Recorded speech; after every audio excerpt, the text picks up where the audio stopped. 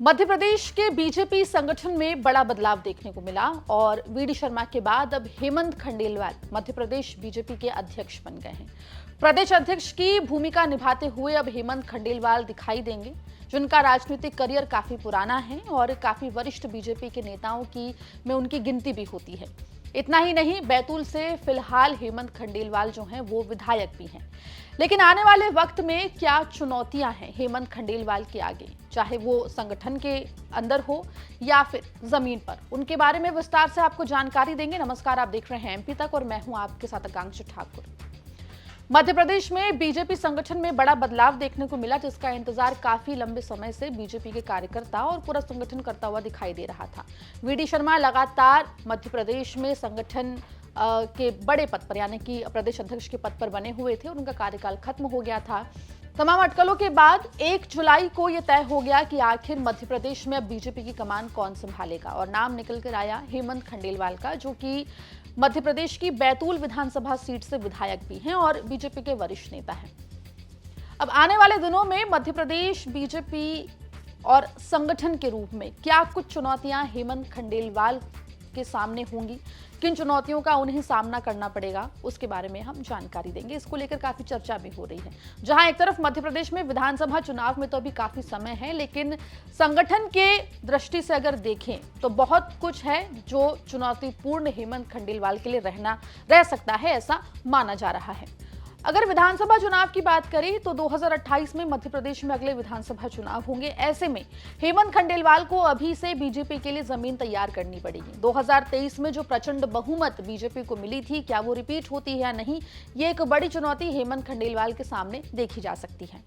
इसके अलावा आपको बता दें कि साल 2027 में मध्य प्रदेश में नगरीय निकाय और पंचायत के चुनाव होंगे और क्योंकि इस बार सरकार ने यह तय किया है कि पंचायत के चुनाव अप्रत्यक्ष प्रणाली की बजाय प्रत्यक्ष प्रणाली से होंगे, यानी कि पार्टी सिंबल पर कराए जाएंगे और ऐसे ही नगर पालिका और नगर परिषद अध्यक्षों के चुनाव भी पार्टी सिंबल पर होंगे। ऐसे में मध्य प्रदेश बीजेपी अध्यक्ष के तौर पर हेमंत खंडेलवाल के सामने आने वाले नगरीय निकाय और पंचायत चुनाव एक बड़ी चुनौती के रूप में देखे जा सकते हैं। आपको ये भी बता दें कि 2022 में जो पंचायत चुनाव हुए थे उसमें बीजेपी को जीत हासिल हुई थी। इतना ही नहीं, नगरीय निकाय चुनावों में भी बीजेपी ही आगे रही थी। क्या वो जीत बीजेपी रिपीट कर पाएगी या नहीं, हेमंत खंडेलवाल के नेतृत्व में ये एक बड़ी चुनौती के रूप में देखा जा रहा है। इसके अलावा बीजेपी निगम मंडल और आयोग में नियुक्तियां काफी लंबे समय से लंबित पड़ी हुई हैं। मोहन सरकार ने पिछली सरकार में निगम मंडल और आयोग में हुई नियुक्तियों को रद्द कर दिया है। ऐसे में हेमंत खंडेलवाल के अध्यक्ष बनने के बाद निगम मंडलों, बोर्ड, प्राधिकरणों में अध्यक्ष और उपाध्यक्ष की नियुक्ति की प्रक्रिया तेज होगी। इतना ही नहीं, साथ ही बीजेपी जिला कार्यकारिणी और कोर कमिटीज का गठन भी हेमंत खंडेलवाल को करना होगा।